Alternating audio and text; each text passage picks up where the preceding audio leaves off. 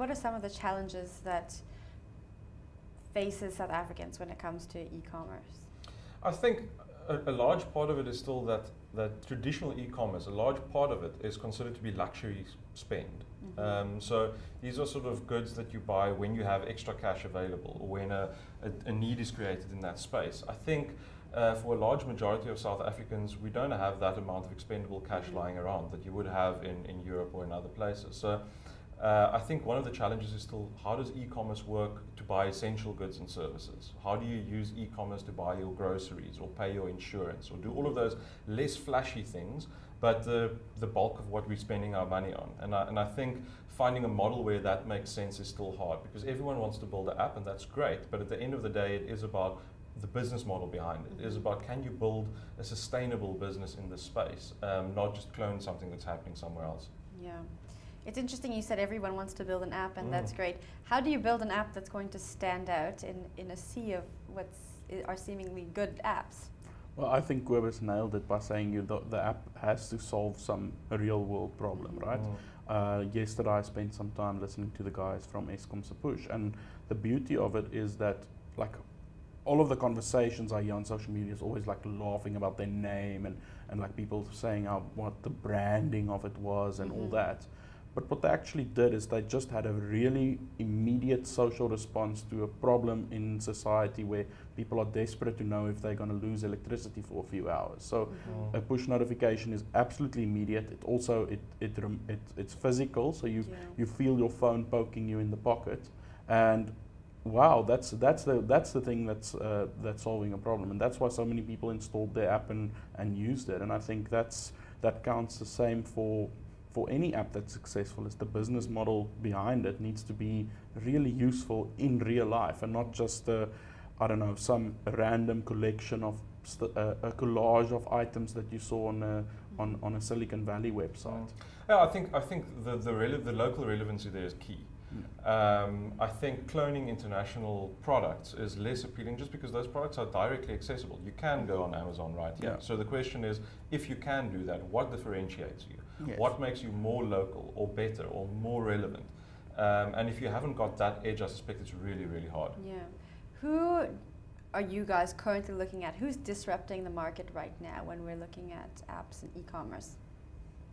Well, I'd say the two guys sitting here have a good have a good way to say that we are doing it, just by looking at the growth numbers for OLX that I now know. Is like, I can see how more and more people use it, and especially they are installing the app to buy and sell second-hand stuff, and the growth has been phenomenal. If I plot that over a year, it's almost scary.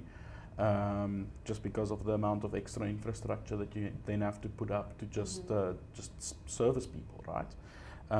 So I think that is disruptive in the true sense, in that it's offering something for way cheaper, and it's a better experience in a way, and and it's solving a local problem, right? Where people don't have a credit card, so that maybe they can't buy something online, so they're disempowered.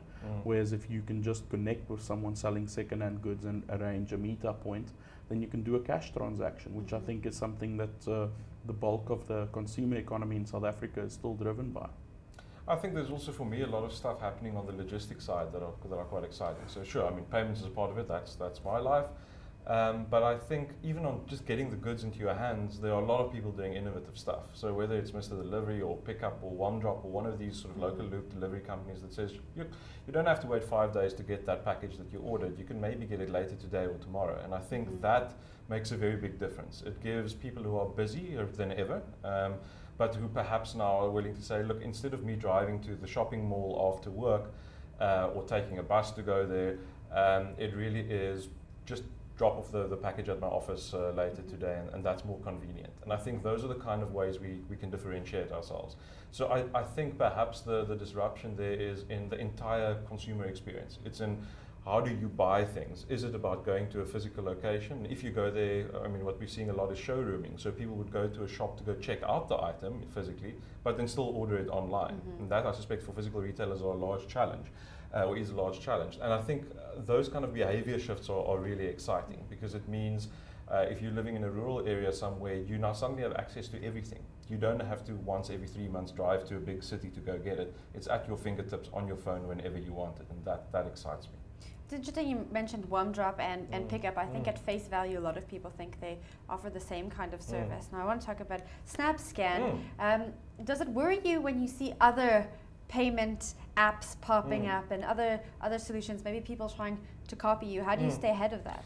Look, I find it actually very encouraging because it means that there are other people who agree with us in the fact that there's a problem and that we have a market fit, that we're doing something that is valuable and that matters. So absolutely, we're keeping our eye on competitors, and obviously there will always be. And the mobile payment space internationally is heating up enormously, not only with independent players like ourselves, but every bank, every equipment manufacturer like Samsung or Google or Apple, all of these have their own payment products.